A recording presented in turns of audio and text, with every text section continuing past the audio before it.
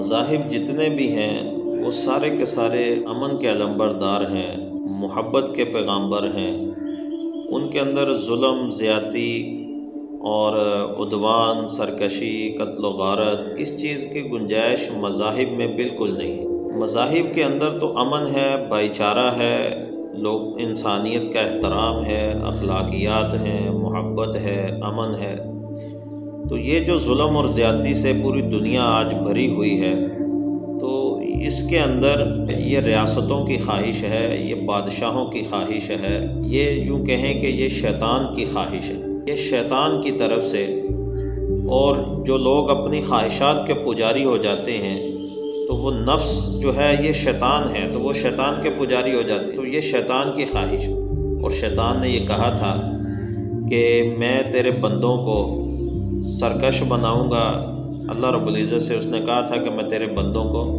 سرکش بناؤں گا، جو تیرے نافرمان ہوں گے، تیری بغاوت کریں گے، تیری سرکشی کریں گے اور دنیا کے اندر اپنا فساد مچائیں گے، فساد فی الارض کریں گے۔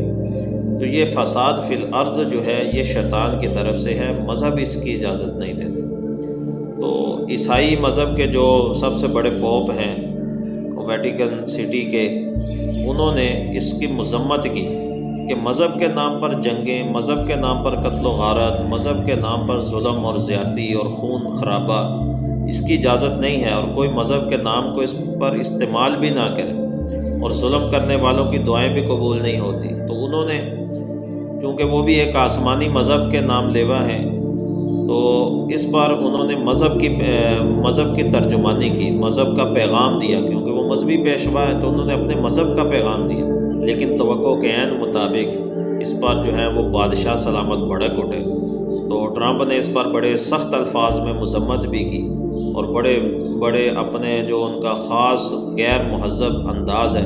تو انہوں نے پوپ کی اور اس مذہبی پیشوا کے ساتھ بدتمیزی کے ساتھ مخاطب کیا اسے۔ اس کی وجہ یہ ہے کہ مذہب اور خواہشات کا جب ٹکراؤ پیدا ہوتا ہے تو جو انسان خواہشات کے تابع ہوتے ہیں وہ مذہب کو بھی نشانہ بنانے سے پھر نہیں چوکتے، نہ مذہب کو نشانہ بنانے سے بھی باز نہیں آتے، بلکہ ان کی نظر میں پھر مذہب بھی مجرم بن جاتا ہے۔